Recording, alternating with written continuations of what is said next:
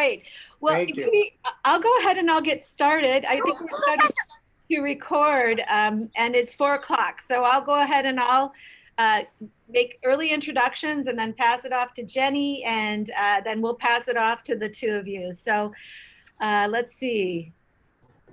Welcome, everyone, to today's Roundtable event hosted by the Mission Foods Texas Mexico Center and Incubator at SMU. My name is Jennifer Ebinger, and I direct the Office of Engaged Learning at SMU in Dallas. Our work is seated within the Office of the Provost and supports both undergraduate research and campus-wide entrepreneurship activities. The Incubator at SMU is one of our new and exciting projects. And because we are essentially school agnostic, we enjoy being able to present and co-present a variety of topics, including those related to social impact, arts, technology, and corporate entrepreneurship. In just a moment, I will introduce you to our partner from the Texas Mexico Center. But before I do, I would like to thank Camille McCallum. Go ahead and wave, Camille. Our program specialist at the Incubator at SMU. Thank you, Camille, for the work that you are doing to implement our strategy to support our members through connection, funding, and education. Also, I want to thank our mentor in residence and Incubator member, Carlos Carpizo. Carlos, we appreciate that you have introduced us to this digital trade topic and have supported our team so graciously. So finally, we are grateful to be a part of this exciting discussion.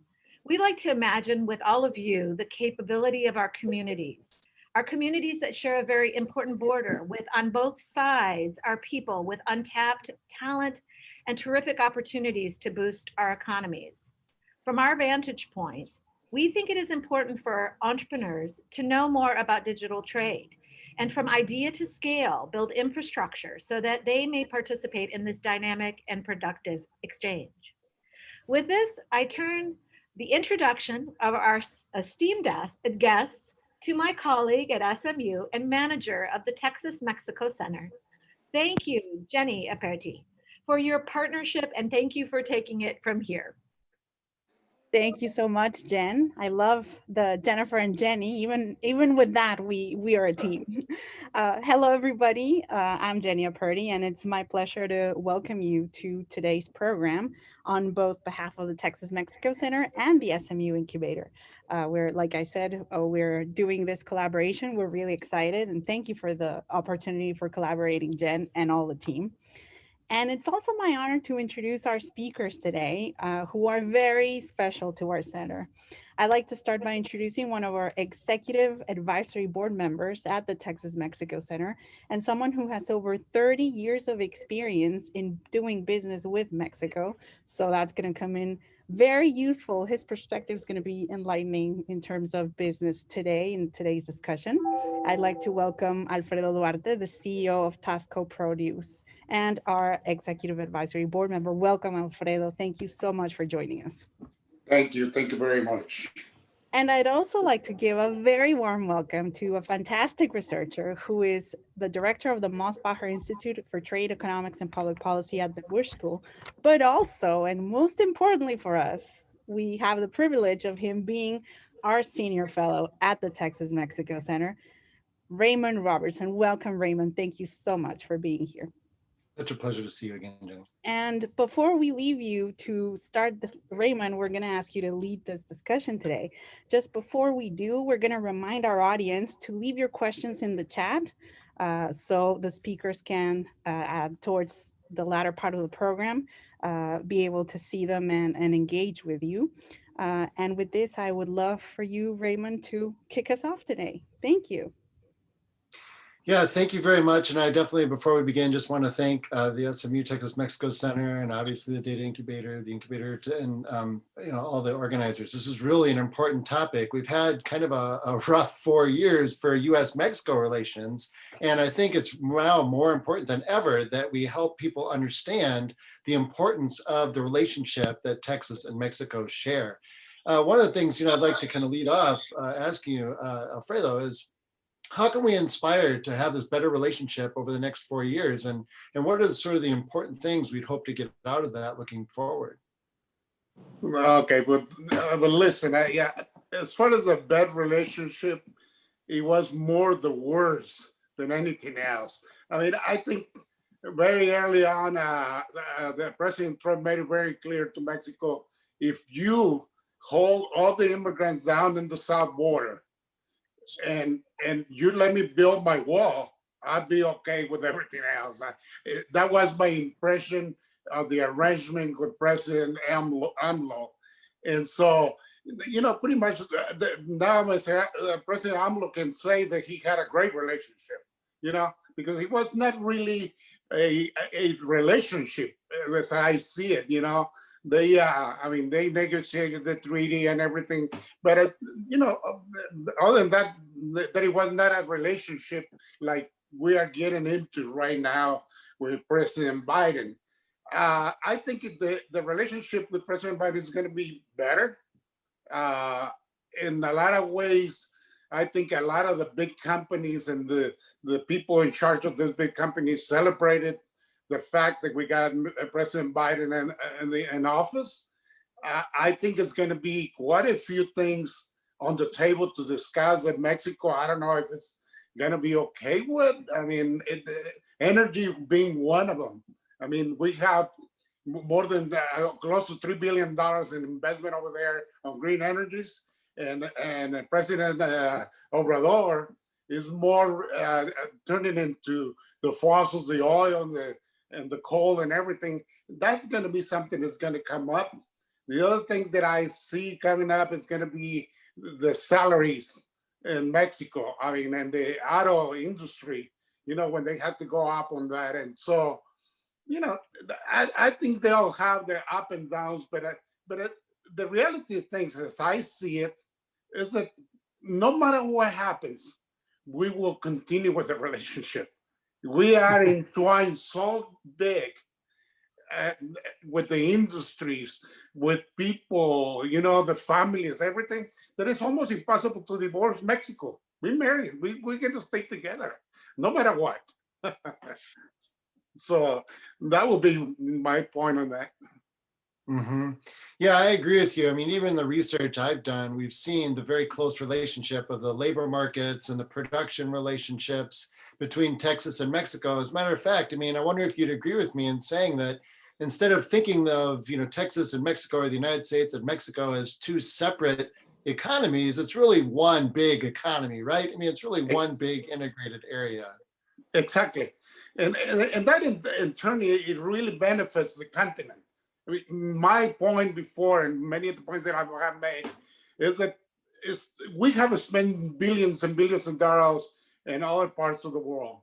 And we kind of forgot about this continent. We need to be able to help to create a better continent economically that grows the middle class. Middle class is what brings the stability to the countries. And as long as the middle class don't grow, I think we will have what we have now in Mexico, Central America, and all that. It was a great thing for me to hear that President Biden is ready to invest $4 or $5 billion in Central America, and Guatemala, Salvador, and Honduras. That is a great thing. And I think, you know, I know the government don't supposed to intervene on the affairs of other governments, other countries, but I think if we can invest that kind of money, we need to make sure that that money is used for what we intend, better off and grow the economies and the middle class of those countries. Mm-hmm. Yeah, I think that's absolutely critical. And I know that, you know, trade plays a very significant role in growing that middle class. Have you seen, I mean, I really want to take advantage of this opportunity to get to know you a little bit better, right? So what some of your personal experiences have been about sort of the gains from trade and how trade's really contributed to increasing living standards, or kind of what have you seen in your own experience? And my company, well, listen, but the relationship with Mexico as far as business and everything has grown so much, and that gives us the opportunity.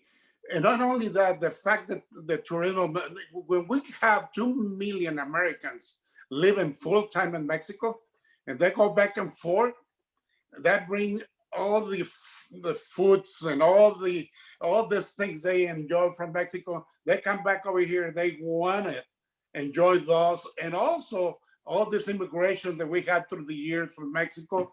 So that has grown even all that part incredible. All the agricultural side too. I mean, I think one of the biggest partners of the United States in agriculture is Mexico.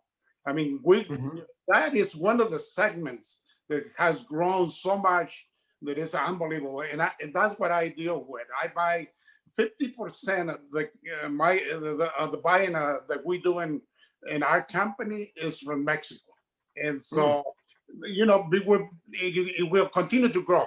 As when we tied up the border in September 11, and people could not come across that easy, a lot of the companies are running short of labor. And that is one of the reasons that we have so many companies like Driscoll, all these companies in Baja California or the Valley of Tula and Tamaulipas growing this stuff. It kind of opened up the door to Mexico to really grow that industry big time, and so as we continue to integrate ourselves with the population too, we'll continue to bring things over here and we continue to take things down there. Yeah, have you seen some of the economic impacts of the imports from Mexico? Mexico starts exporting and the sector is really growing, especially in produce, right? Have you been able to kind of see how that's changed? Especially, I assume you're bringing a lot from northern Mexico. Have you seen a lot of changes over the last several years? Yes, of course. We bring in a lot more. I mean, our business has grown down there unbelievably. And not only in the northern Mexico. I think if you go to Guanajuato, which is in the center of Mexico, we bring all the berries, strawberries, blueberries, raspberries, everything is being growing over there. A lot of the things that we cannot harvest here with technology that it takes people to handle is going down there. When you go to Baja California, there is a company, Los Pinos. Do you imagine 1,000 hectares, which is almost 3,000 acres of greenhouses? That is huge. And they're growing tomatoes, they're growing all these things. And those are companies that used to be in California. A lot of the immigration of companies and jobs is not just due because they get cheaper labor in other places. It's also because of the shortage of people here. That is what brings us to why it's so important to start giving green cards to all these people that are already here, they're invested, they have homes, they have families. We need to really address that. Plus, you imagine the United States without such a division on immigration. One day they wake up and we're going to give green cards to everybody. Maybe the Republicans, Democrats will get better along a lot better. We'll see. Well, yeah, so we've seen that Biden, one of the first things he did in the new administration was to have introduced the new initiatives on immigration. Do you feel like this is a positive step? Is this kind of going the right way? You seem to allude to that. I think it is. I mean, I don't know if it's going to happen.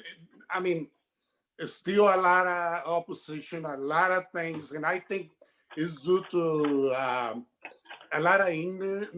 I don't want to say ignorance because I don't want to offend anybody, but it's more like as you get to the cities and people have had a lot more contact with immigrants, have a bigger tolerance and acceptance to these immigrants than in the rural areas where they're not accustomed to.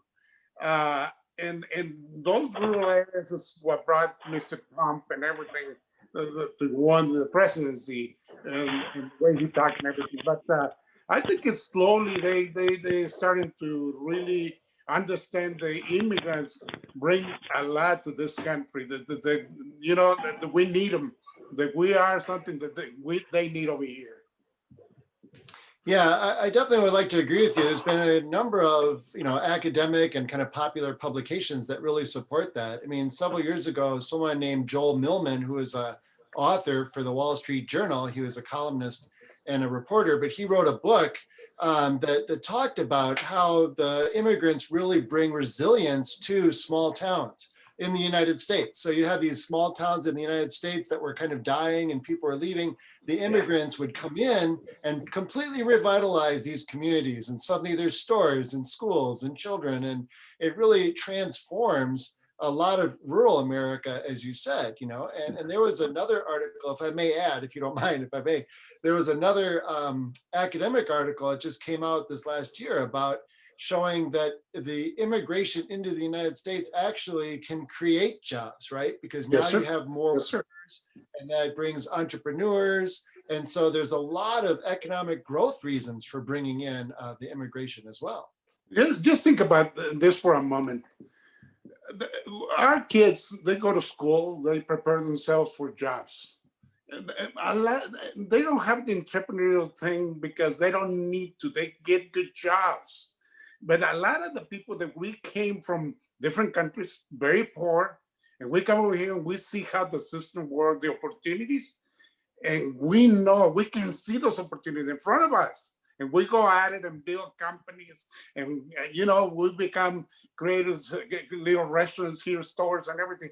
And that is the reason a lot of the immigrants that come over here make it, because they open themselves and they look at the opportunities, which a lot of our people here don't see. You know, I was thinking about something today, the danger of start losing our middle class and that creativity and that entrepreneurship of our country. Even I remember in the 50s, 60s when people used to grab they work at the Motor Ford company or Chevrolet and everything. And then his son at 20 end up going to work with dad. And then all these people, you know, they grabbed them and became hardworking people and became everything. The danger of losing all those jobs is that we create a whole different society. And even if they, like right now, that Mr. Trump wants to bring everything back, and Joe wants to be called this made in America again. I don't know if he's going to be able to find the people that we had in the 60s and 70s when we built this country, the businesses. I don't know, because the mentality of a lot of the young people has changed. It's not the same. That is the danger of a lot of the great countries that build all these companies and everything. They lose that, you know. Yeah, that entrepreneurship is so important, right? The idea of having the spirit of going out to build a business and find those opportunities, it actually is very correlated with that desire to immigrate. You know what I mean? Like, you want to change countries, it takes a lot of courage to make that move and to make that trip. And then it's that kind of courage which really makes for success in business, right? Wouldn't you say, has that been kind of a story you've seen? Yes, sir. Yes, sir. Exactly.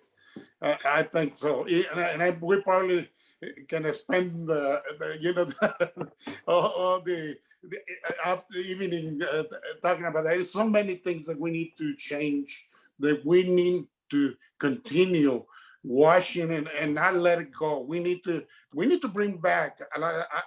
I agree with Mr. Trump, the fact that we went against China. We needed to do that. We really needed to confront them. And that is why it's so important for this country to develop America, the continent, not North America, the continent. I think we can be a very powerful economic bloc to the world.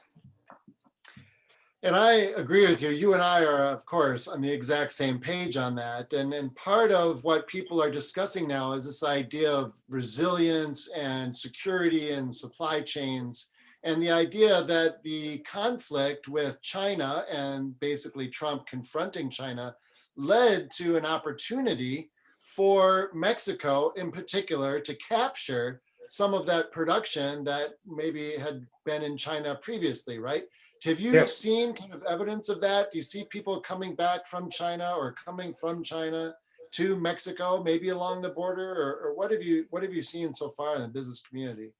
I think that we're getting a lot of people interested in Mexico and moving. I think Mexico still needs to do a lot of work. I mean, we need to provide better for those people that want to move over there. At the border, just to make a comment on the border, one of the things that I don't know, I know because I got trucks coming in, and sometimes they spend 6-7 hours to go across. We got lines of trucks that stand, I don't know, 7-8 miles out. And that makes it really a slow process to get goods across the border. And then one of the greatest things they can do, and this is something that NASCO has been involved in and trying to pass this thing, is the unified. I made a little note here: unified cargo processing, because what it really is, unified cargo processing. It will be just one office where American customs and Mexican customs are there together, reviewing that truck and the cargo, and after that they're gone. The way it is right now is two borders. They have to stand in the Mexican side, and if they have a red light, they have to unload the whole truck, and then they put it back, and then it goes to the next to the United States, and they have to do the same thing, 6-7 hours for a truck to come through. And that's why they have those lines. If they were together, if there's a green light, maybe 30 minutes. If it's a red light, 2 hours. And those are the things that we need to improve. And a lot of that is the resistance is in Mexico, because they have a place where corruption is still visible and everything. So it's going to be a fight. Those are things they're going to have to work out, and things like that. One of the other things that I noticed when you say companies moving to Mexico and everything, well, there is companies that want to move over there, and they go and talk to the state or the city, and they have this idea of what to do where their employees spend more and everything. And all of a sudden there comes the syndicate of these companies and goes, you cannot pay more. You need to pay this. And I think it's so, I mean, it's not okay. Just because they already have companies been there 20 years and they pay $7 a day to employees, that don't mean that we cannot get another 3 or 4 companies that pay $10, $12 a day or $5 an hour. But they don't allow them. And that turns a lot of companies off to go somewhere else. Maybe not China, but they're going to go to India, they're going to go to other countries. I think that I have a friend of mine from New Mexico looking to move all his operations to Mexico, and we visited Durango. He's been in Yucatan, he's been in different places, and hasn't been able to get placed over there. So, for the same reason, because why exactly? What do you learn? I think it's the one of the things is the willingness of certain people to put the machinery to build those things. The government, the reason it works so fast in China is because the government is involved in it. They say, well, you want to build this park? Yes. Okay, we got the company over here, and we don't have it. We'll build it for you in 3 weeks. And that is one of the things that's not going to happen in Mexico. The adaptability of building things to accommodate the industries. Yeah. I noticed that. Go ahead. No, they expect you to bring everything. And it's got to be a partnership. Right. And I was actually going to ask you about that. I noticed that one of the moves of the AMLO administration was to end this 50-year experiment they had with ProMexico. Right. So ProMexico was this organization, they had this endowment, and they had 48 offices to promote Mexico as an investment destination. And I understand that that's been now stopped, right? And they don't have that same kind of promotion. So the government right now doesn't seem to be taking the view of, the importance of attracting investment with those types of policies that you mentioned. Would you agree with that? Does that sound right? I agree with that. And I think one of the other reasons is that ProMexico was doing a job and everything, but then they took these people down there and they didn't have the support they were expecting from government. Again, not if they can open any office they want, but they have to have the support when they take those people down there. And that is the difference in China. What I'm saying is that the government is involved. I mean, they can build a bridge for you if you're gonna go across and making money. You know, and that is the way they do things. That's not gonna happen in Mexico. You know, the government is always broke because they don't have enough money to take to Switzerland. So, I mean, I might get shot for saying all this, but there's well, you're among friends here. You're among friends, I think. So yeah, no, I'm fine. But it is still a lot of work. It's not going to be as easy to move a monster industry into a country that is not ready for it. You know, I think we can accommodate a lot. I think we can go to El Salvador, we can go to Guatemala and start working with them and to do those things. Costa Rica, I mean, all these countries, I think it can be as cheap if you compare the money we invest in Afghanistan or some other places. I mean, you know, I think we can do a lot of good in America. You know? Yeah, I've always felt that way, right? With a big push from the United States government and a cooperative economic development strategy, there's a tremendous amount of potential. There's potential in Mexico and also, as you said, through Central America, through agreements and technology and production sharing. I think there's a lot of potential that hasn't been realized by either side of the border. So I think there's more we can be doing.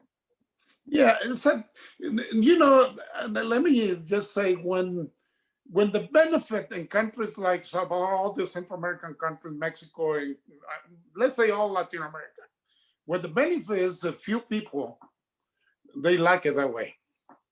And if they are in power, they love it. So they resist change. But now they confronting a problem of ignoring that for such a long time. Yeah, people is getting too poor. They're gonna do something about it. They're gonna have to do if they want to live there in their countries. They're gonna have to do something about it because it is becoming worse every year. Worse. I was talking to a good friend, you know, Alfredo a couple of days ago about the border there, and he was telling me that right at the border, right now in Juarez, which is El Paso, and with COVID, people is not able to go across and work in El Paso. You know, a lot of people that work in homes, they work in different things. They haven't been able to come this way, and that doesn't help the other side. I mean, it's dead. It really is becoming more like an unrest, a political unrest, and the people is getting really unhappy about it. The border is not going to get any better until we resolve this COVID thing and all that. And the reason is because most of the border doesn't survive it does to a point, helps all those goods that we bring in, but they don't stay there and they don't get sold there. They move to the center. So the border lives of the commerce they do between each other. Then going to Juarez and the people that come to El Paso and spend their money and everything. It's got their economic functions, and right now it's dead, and so it's dangerous, you know. So how have you felt about the COVID response, either in the United States or Mexico? You're already in trouble, right? We already know you're in lots of trouble with the government, but have you sensed what kind of hope do you have about our abilities to resolve this? Well, I think with the new administration is going to be, I think it really, the way the teams keeps putting together the administration, I think we have a good chance. And let's face it, this is not an easy thing. I don't care how good and everything. If we don't make enough of it, I mean, how can we resolve it? I mean, people's not going to get vaccinated. You know, we don't have it. And so the world is, what is it, 7 billion people or something like that? It's going to be an unbelievable. It's an unbelievable problem. We probably vaccinate most of our people, and then we start sharing some of that to the world and everything. Mexico is probably in line. They had the Russian vaccine that now they say it's not working. So I don't know. That is a huge, huge problem right now in the world, in the whole world. But it'll take time. It just right now we just have to stay home, take care of ourselves, and pray, and just hope that things continue to progress. And it's going to take a year and a half, I think. Yeah. Wow, it's going to be a long, tough road to hoe, as they say. Yes. Have you noticed, has agricultural production been affected as much? I mean, it seems like if you're out in the fields, like as producing vegetables, has that been strongly affected as well? No, Raymond. I think that is one of the stable things. People don't stop eating. We continue to, I mean, we lost some business in the restaurants, affected our way of life here. But then the stores still continue to sell. I mean, people is going to have to continue buying the product and everything. So as far as our produce business has not really changed. We still continue. At one point, at the beginning, when they shut down all the restaurants, our business, Tasco Produce, went down to 25% in business. And we stayed there about a month and a half, a month and a half. But then gradually we went to 50, 75, and we are 80% now. Our sales are lower. Well, last year we're lower than the previous year. But still, with everything, we were okay. Business was good.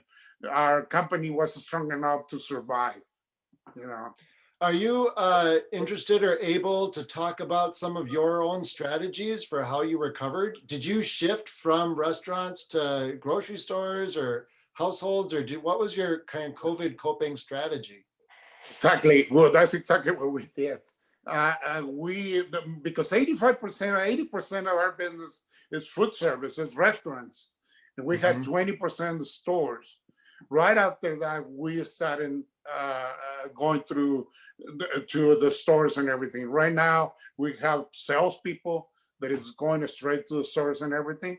When things get better, Tasco Produce is going to grow in both segments again, and now, not just food service. So yes, it's been helping us.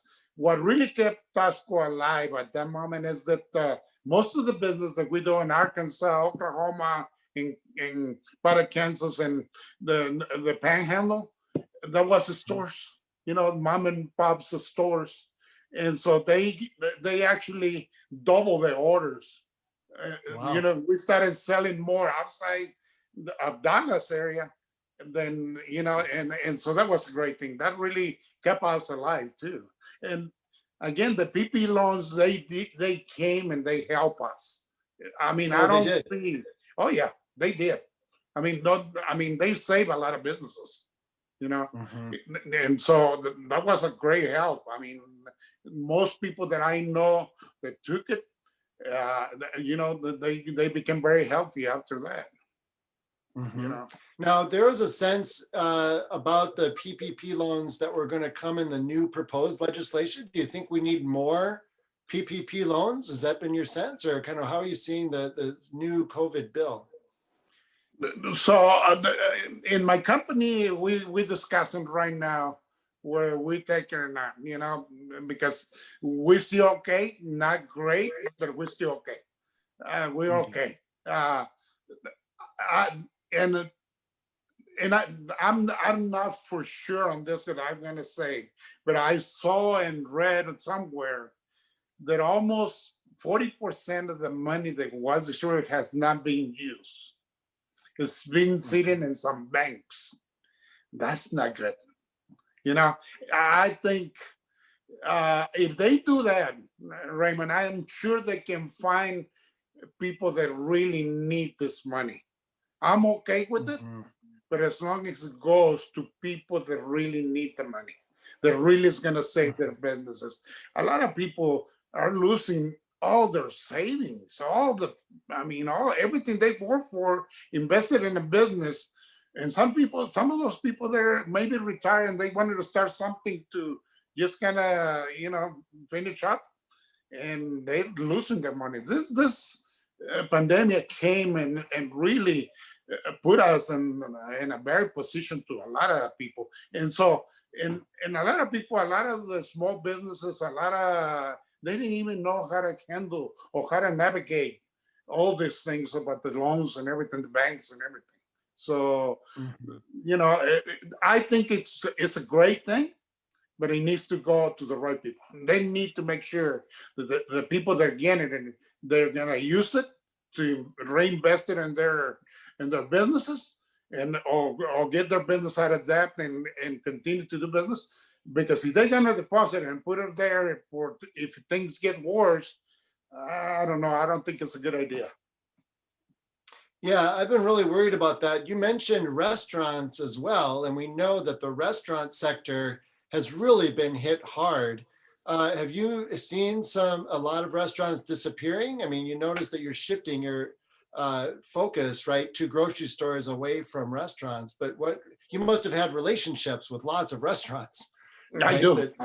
What kind of stories have you heard from that sector? I mean, it's been pretty terrible, right? Raymond, this is a funny thing, and that is the reason Tasco recuperates so fast. And so, just to tell you about the business of Tasco, Tasco does business with, I will say, the middle class and down, to the mom and pops, little stores, little restaurants, and the neighborhoods, the taquerias and everything. Well, let me tell you something, the taquerias are doing great. All those little places are doing really, I will say the 70% of my customers are doing great business. That's great. I think that most of the people that really suffer there were the ones that were in the office buildings, the big shopping centers that pay $25, $30, $40 a square foot on rent. Those are the people that suffer. But the little guy in West Dallas or South Dallas or something, he's doing great. Most of my customers, I have to tell you, they're doing good. And so I always said that the reason Tasco is not a $300 million company is because we stay service in this segment. But it really, that segment is gotten itself to survive, to stay in business. For bigger customers, I lost more money with bigger customers when they fold and close their doors than I do with my little customers, and so we stay like that. We serve a lot of the little underprivileged little places in the poor neighborhoods of the city.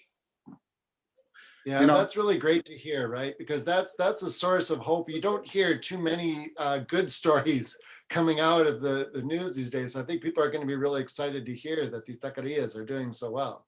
Oh yeah, they're really, really, really good. A lot of restaurants, and I'm very surprised.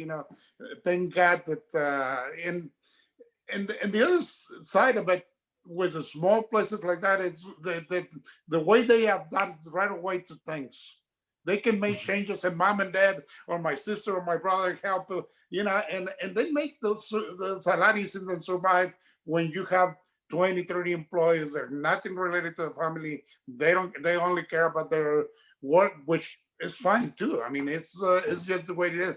But then you go to the mom and pop's restaurants, they got 4 or 5 members of that family.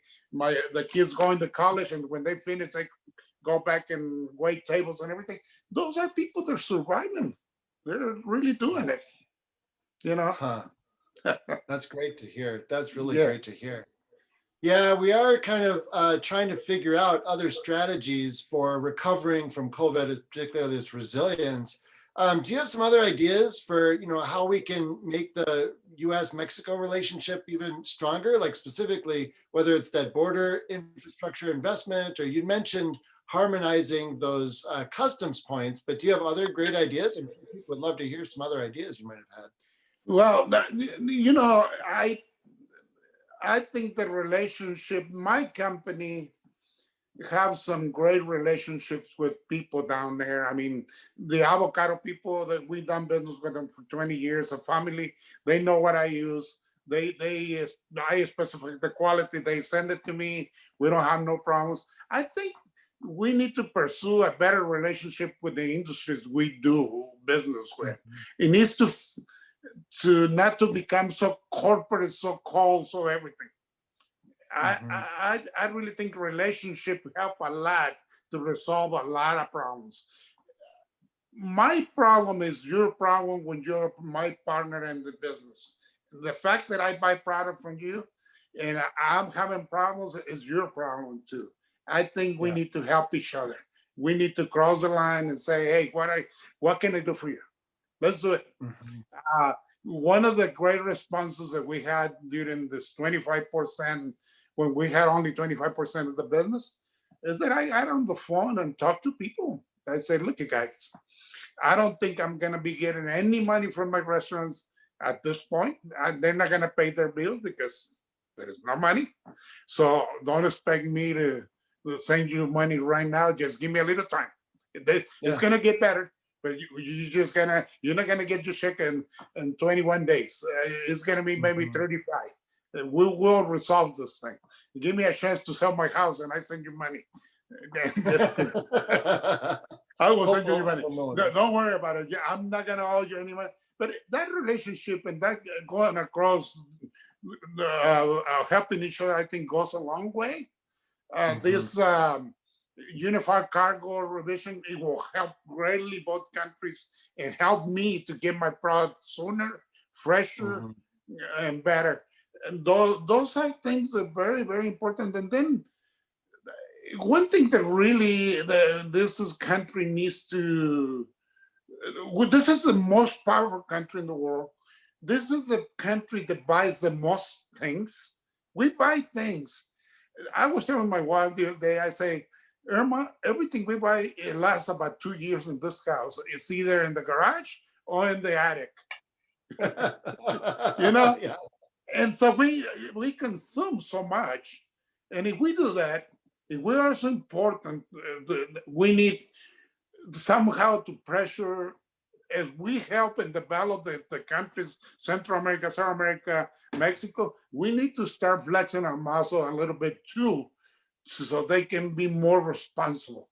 The fact that there's so much corruption and they take some of those states, governments takes so much money away from that really doesn't help us. The United States needs to be very vested and to have a prosperous Mexico. That is the door to the south, to this country. We cannot afford to lose it. And the other side, we cannot afford to let China or other countries be the force that dominates everything down there. We here, but we need to be more vested on doing things.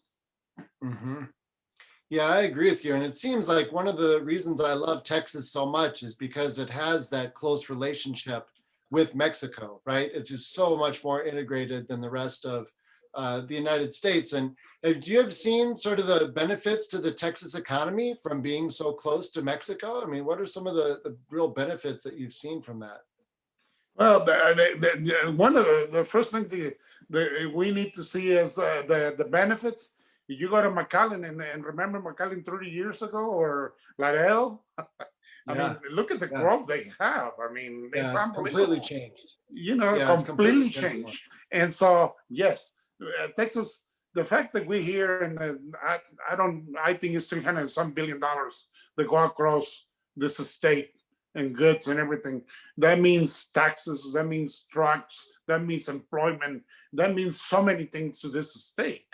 And that is probably one of the reasons that this state is coming to be with the force and the economy of the United States. One thing that I always said, I'm so glad that I live in Texas, because 2008 came and you saw California, Nevada, Florida almost going underwater, with all kinds of economic problems and everything. We didn't even feel that here. Yeah. If you remember, Texas was okay. We were waiting to be hit and saying things are probably going to get worse, but it didn't. It really didn't get worse, and it has a lot to do with the stability and all that we have in the interchange of business with Mexico too. That helps, So Yeah, I agree. I mean, one of the great things about, like I said, being in Texas is you have that exchange and you have that source of inputs and great produce, right? You have great food coming out of Mexico, which is really important. If we were to like think about 5 years from now, what are the biggest changes you might think that you'd see either in Texas or Mexico that's coming about because of this relationship? If you, or what would you imagine you'd want to see, right? When you kind of look forward? so that is something that made me worry a little bit because of my grandkids and everybody. We need to start acting on all these ideas and everything we talk now. That is going to dictate what happens in 5 years. I mean, that is the reality. Remember what I was telling you about the changes in society and the custom whether you get up at 6 o'clock and go to work and provide for your family. If it's not there, well, it's going to be a completely different world, a completely different United States, a completely different Mexico. And so it all depends the direction we take now, what is going to take. Obviously, we continue to grow and business continue to come across and go back and everything. But I really think that we need to start thinking about that, about getting that middle class in a better position. We cannot shrink it anymore in Mexico, and we cannot continue to lose it in the United States. You know, so I think a lot of those things are going to dictate what we see in 5 years. I don't know. Well, can I, if you don't mind, I mean, I'd like to, push you a little bit on that because we are being hosted by, the Office of Engaged Learning. And I'm thinking there's lots of students on the call or on the watching online here. So if we were to give some advice, like what specific things can students do like today to start changing our environment, right? What can students do to really direct their learning or to engage in service projects or as a career that would help bring about sort of the better future that we would both like to see? Do you have some advice for some of the students who might be watching? Well, I mean, let me tell you something. If those students are at SMU or Yale or all these universities, go on, finish up school, become, make some money and everything, but do something in the process. Don't forget the people that is poor, that is fighting every single day. Let's go back to those communities and try to help them. Adopt a kid, adopt a school, adopt somebody. They need to. The underprivileged, those people we cannot forget. It's great that you go and get a great education and some of you are going to become very wealthy, but continue to invest in the community and the people that is less lucky or hardworking. I think we are so lack of role models right now in a lot of places, and that's why we see so many of those things. I think we need to invest in education. It's a great thing. I think entrepreneurship is great. We need to continue to have programs that they ask from the students to not just to become workers or anything. And I always tell students one thing: to go to school and go to great universities, I don't ensure that you're going to be rich or you're going to make a lot of money. But one thing it does, it will change the way you think. That is really what education does. And it maybe make you very happy because you understand things. Not being educated is hard, but education is not going to get you rich. I mean, it's just a fact. Some will, some don't, but it will open the window to see life and the future in a different way completely if you don't get education. I don't know. I probably didn't, but it's just. No, I agree with you. I think that's a wonderful answer. And I think in a world where, as you said, we're lacking role models, I think students are especially lucky to have you on the call today. You know what I mean? To have you on this on this program, because I think you're setting a great example for our students and our broader communities. So I feel really honored to be having this chance to chat with you today. It's very exciting. I keep telling that to a lot of the kids, Cristo Rey. Cristo Rey, the school is the school in Pleasant Grove that we started about 7 years ago. And that is my thing. I said, you guys had this great opportunity. Most of you are going to go to university, and very poor kids come out of the communities where their parents make $35,000 a year. And I said, if you go and do something with your life, please don't forget where you came from. Just go back to those communities and make a difference in another student or something. I think we need to do that more. Let's, yeah. Yeah, especially now, I may just want to support your point a little bit by saying, and the research that I've been doing is in Texas and throughout the United States, is that those poorer communities have been really hit especially hard by COVID. And so the need that you just described is greater now than it's ever been. And so it is really important that we reach out to our communities and to strengthen our communities and help those people who are really hurting, because there's a lot of people out there having a very hard time. Exactly. Right. All right. Well, yeah, no. I'm just thinking some of the things that we've noticed. Like I've been doing work with restaurant research on restaurant workers, right?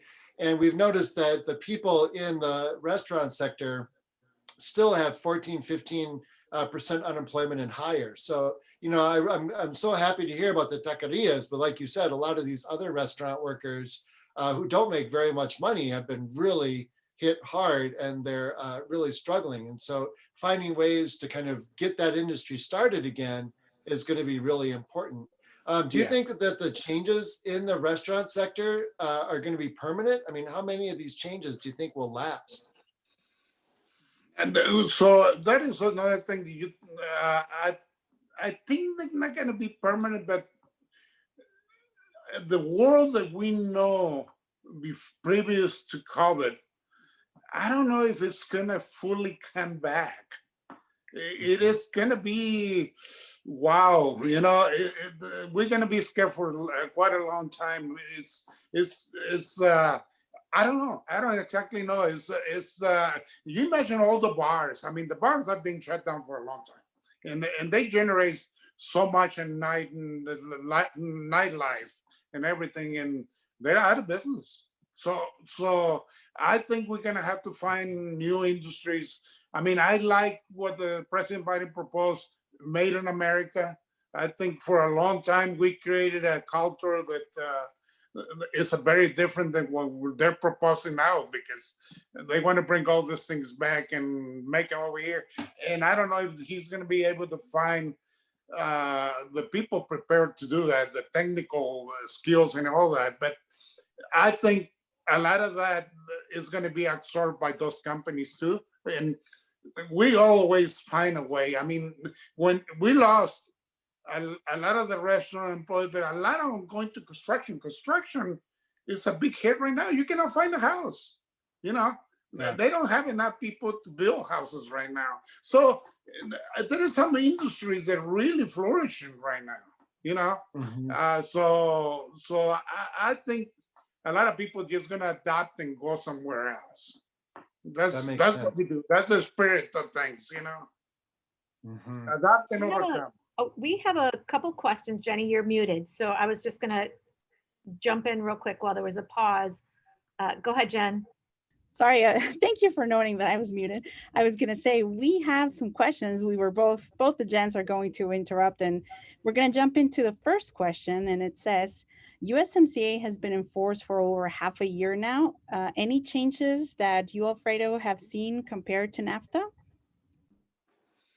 Well, just to make a comment on that, I don't, the only big change that was in the treaty is going to be your, the certificate of origin, which is very helpful for Mexico, not for the companies. It's very helpful for the people. The fact that we have to put a certain percentage companies made in Mexico, that gives more work to the employees in Mexico. That is a great thing.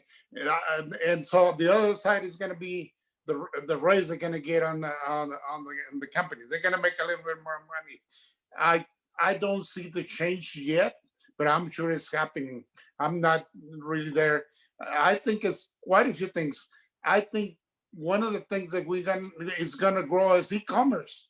You know, that exists as a new thing, and I think it will flourish too. E-commerce is going to bring a different ball to the game, you know.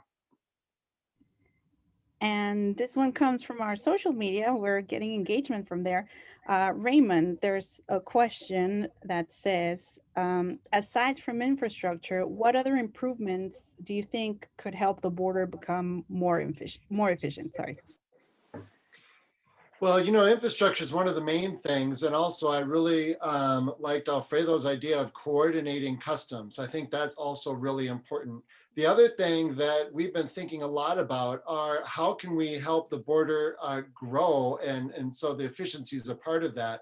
One of the things that when I've been talking to folks on the border is investments in education are going to be necessary to, and Alfredo mentioned this as well, but trying to design or help design the programs down there so that the local folks who live in the border, who want to stay in the border, have the skills they need to make the border as prosperous as possible. There's a lot of concerns I hear from people saying, you know, they're lacking these skills and that skills that they need for business development. So trying to work with education institutions down there, and Texas A&M has some, you know, to try and build those skills, I think would really be helpful. So that, I think those are some of the key ones that we should focus on. Yeah. Mm-hmm. Just a little comment on the airports. You know, it's great to get into Canada.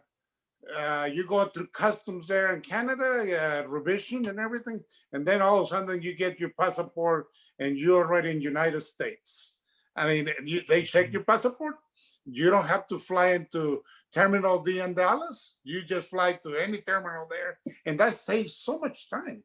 You do the same thing. Yeah. That's what needs to happen in every single airport in Mexico, where they have both of those crossing points together right there. It will save so much. Mm-hmm. Yeah, there's a lot we can do to really improve the efficiency. And as an economist, I can't tell you how much I love efficiency. So I think it's great to be striving for those ideas. Oh, yeah.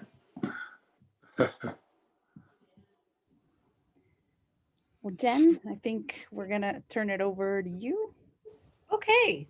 Well, Viva Taqueria. That's all I have to say. I love that was great news. And I think, well, everything today. Thank you so much, both of you. Raymond, it's great to see you today again. And we so much appreciate you asking such great questions and exploring this topic with Alfredo. Alfredo, what a pleasure to meet you today. You just have such enormous experience, and you have such joy and positivity and just tremendous ideas for how we can grow together and improve and just make really great impact. So I guess in close, Raymond and Alfredo, I might ask you do you have one last thing you want to say in close?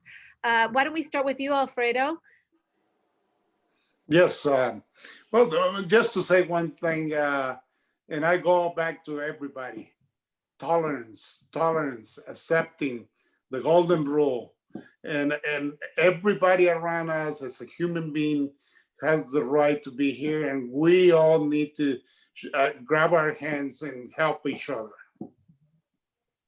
Thank you very much. Yes. Thank you, Alfredo. You're welcome. Raymond, and for you, any closing comments?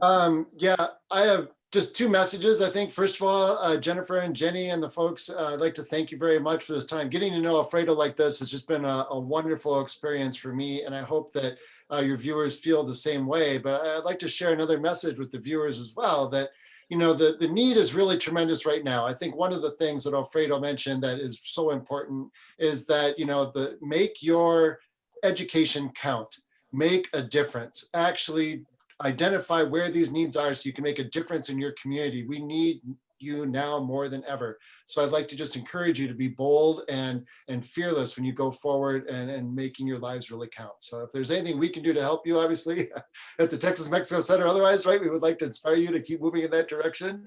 But please let us know, because we'd love to work with you, but make your life count. It makes a big difference.